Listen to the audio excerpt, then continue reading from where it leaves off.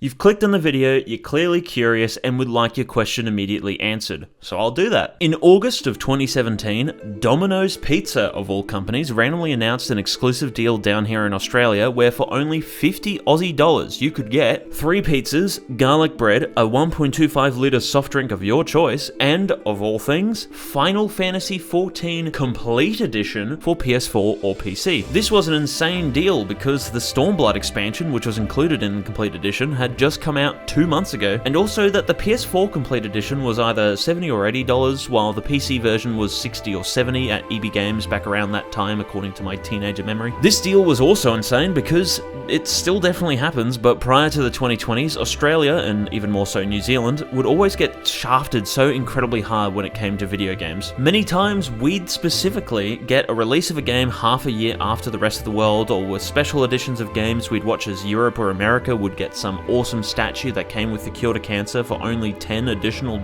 Then we would get some special edition that gave you cancer and cost twice the amount that the Americans would pay, or we just wouldn't get video games at all because our government has always hated us. Domino's did what was, honestly, probably the first ever video game related partnership a company had done to this scale in Australia, which also included a few Final Fantasy themed pizzas that weren't any different to regular pizzas you could get, but they just had different names like Moogle's Meat Lovers or Heavensward Hawaiian, so, you know, they all had alliteration. I believe the only other video game deals they ever did was some Call of Duty one, and then eventually the same deal when the next expansion Shadowbringers released in 2019, although the deal was now about $4 more expensive, which is crazy, it only went up by that little. Not only was it quite a cool novelty, but it was also an actually really good deal. So my younger self asked my mum if we could have pizza for dinner one night, and my fat ass got a good feed as well as Final Fantasy XIV. So there you go.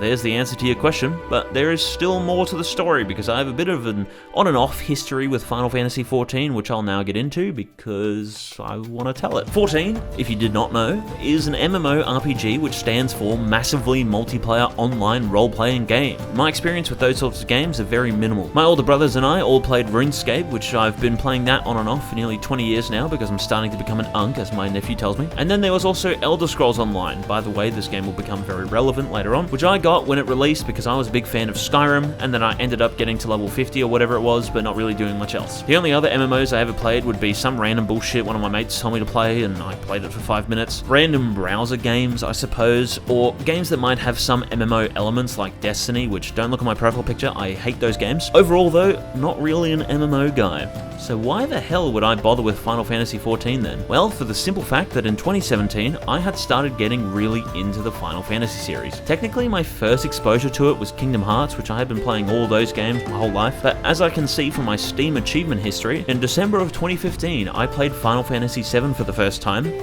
For a little bit. Apparently I unlocked Yuffie and then stopped playing it. Then towards the end of 2016, I got Final Fantasy XV, which I was incredibly excited to play because it looked like Kingdom Hearts but without the Disney stuff, or essentially the opposite of Kingdom Hearts 3. There's a little joke for you there. Final Fantasy XV is a tremendously bad game that was directed by someone with ADHD or something, and every single circumstance surrounding the development of it led to it just being a mess of piss and shit. However, I would be lying if I didn't say still to this day, it is one of my favorite games of all time. It helped that it came out around the time of Christmas holidays, which for us in Australia at least, that's our summer holidays because Southern Hemisphere, and I played the ever-loving shit out of it, and even though I got the platinum in exactly a month's time, I continued to play the hell out of it all the way up to when I finally beat the episode Arden DLC, which was March of 2019, and that was where the addiction ended. This obsession with 15 then led to August of 2017, before the Domino's deal was announced, where I played 7 for quite a while, but apparently I beat the ultimate weapon and then just gave up.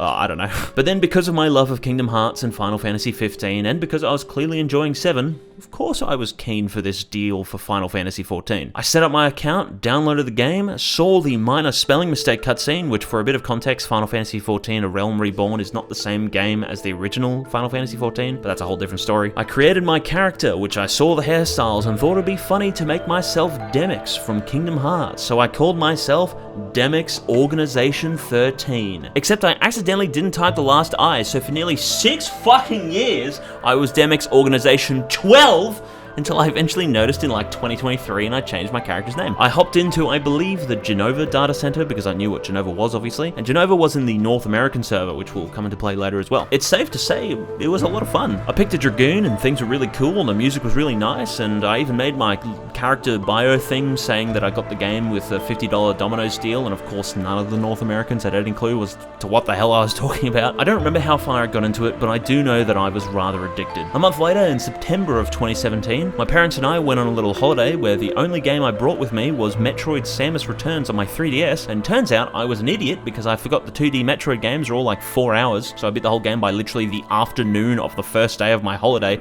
and had nothing else to play. So the next day, my mum and I went to the local shopping center where I thought to use their free Wi-Fi to download a game, which was when I discovered the first, I think 6 Final Fantasy games were on mobile, because I don't remember if 7 to 9 were on it back then. It was the shitty mobile ports of 1, 2, 5, and 6, and the DS versions of 3 and 4. I didn't know which game to get, but after a bit of research, I saw that the DS ones were more expensive than the others, and that 5 had both the ATB system from 7 and the job system from 14, although they originated in 4 and 3, respectively, but didn't know that back then. But anyway, I decided my one game to get was Final Fantasy V on my phone, and for the remainder of that trip, every chance I got, I played 5 as much as I could, because once again, I was addicted, but also I had nothing else to do most of the time because my parents are old and they don't ever want to do shit. And I think it's actually thanks to 5 and 15 that I properly got into the Final Fantasy series, because then in October I beat 5 and 7, and eventually I got 3, 4, 8, and 9, none of which I beat in a particularly quick time, but 10 I got in December and played the ever-loving shit out of that, and this addiction in 2018 made me get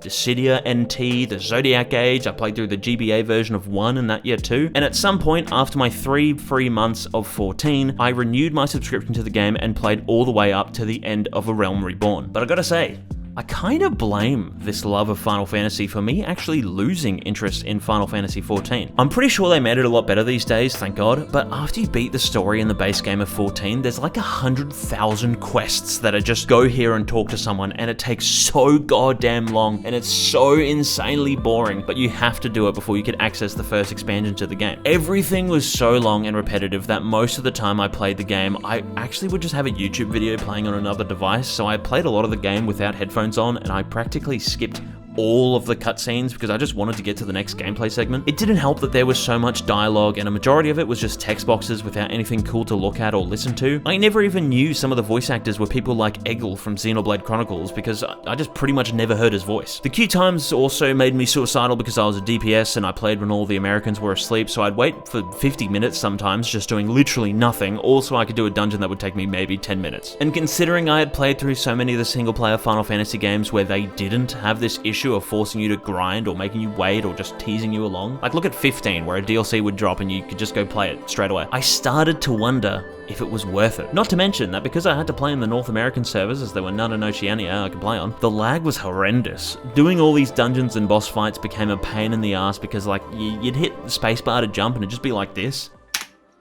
Oh shit, did I want to keep it? There was also the problem of the subscription. I didn't have to pay a subscription to play through 10 or something, but I did here because it's an MMO, and it made me feel like I was on a time limit. I felt like if I wasn't progressing in 14, then I was actively wasting my money. I remember that Australians had to pay via the European website too, which meant we had to convert our AUD to euros. Had we have at least paid the US price in converted US dollars, that actually would have been a better deal for us back then, which pissed me off as well. But at least in RuneScape, it's a game you can play in the background, so throughout the 20 years I've gotten membership on occasion and didn't feel the same restrictions as I did with the much more active 14. I also was annoyed because Elder Scrolls Online, another game you had to buy then pay a subscription to play, eventually completely dropped the subscription and subsidized themselves by adding in more cosmetics and a cosmetic subscription that would give you special items and such. I had bought the game years ago, and thanks to that I could load up the game whenever I wanted and continue playing it without spending any additional money. Eventually though, I grinded it out, and I don't remember when, but I got into the start of Heavensward and just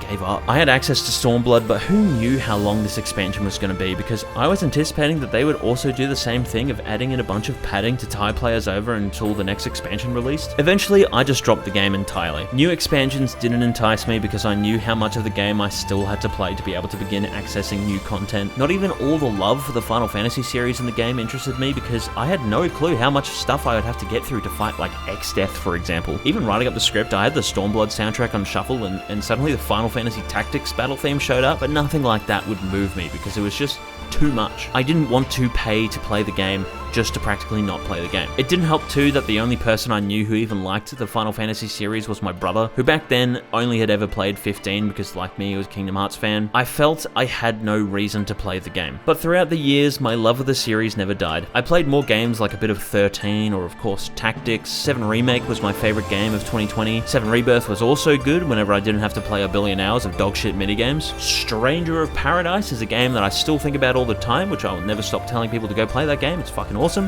especially if you're a Final Fantasy fan. But there was one game in particular created by the very same team as 14, and if you look closely enough, was quite literally a single-player version of Final Fantasy XIV, and that's my favorite game of all time, Final Fantasy XVI. Oh yeah!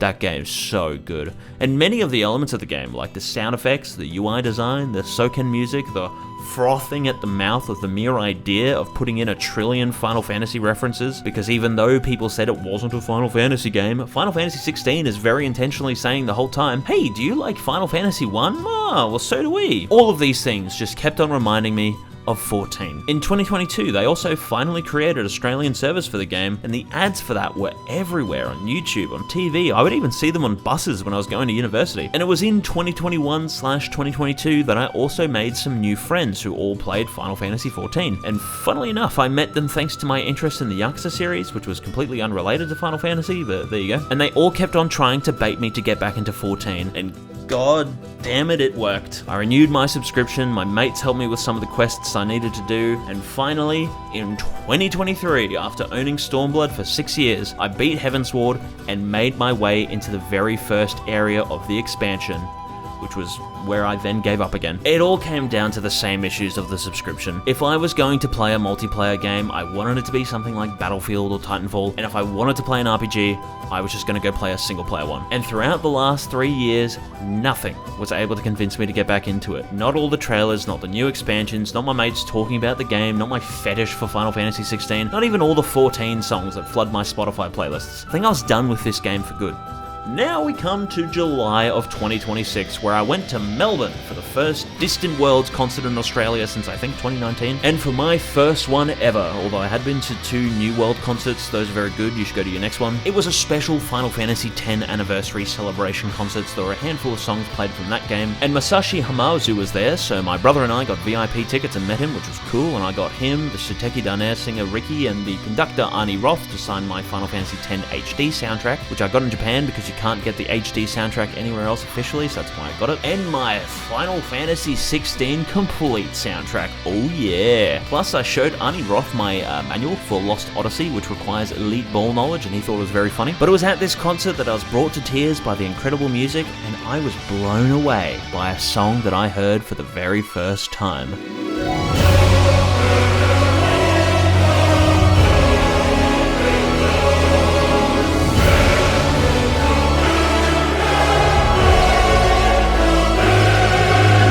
My head exploded! It was so cool, and they showed cool moments from 14's main story, some of which I had seen, like the final boss of Realm Reborn or Heavensward, but also a bunch of stuff I hadn't seen that all looked kinda cool. This song from 14 was the only one on that night that I hadn't heard before.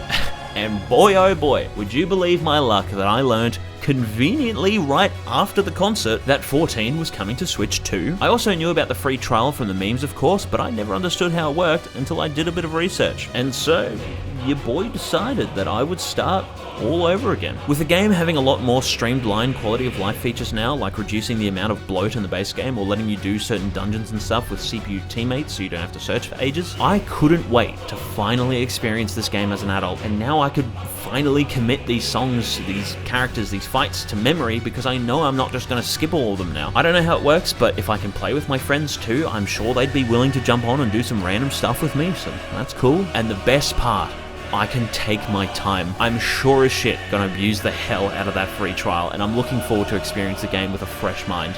So if any of you watching this enjoy 14, wish me luck. I should hopefully get back up to the start of Stormblood by the time 14.2 gets its first expansion, because who knows how long it will take me. But you know what I do know? I know without a shadow of a doubt that the best game of all time is Final Fantasy XIV, and you should all play it right now. Woo!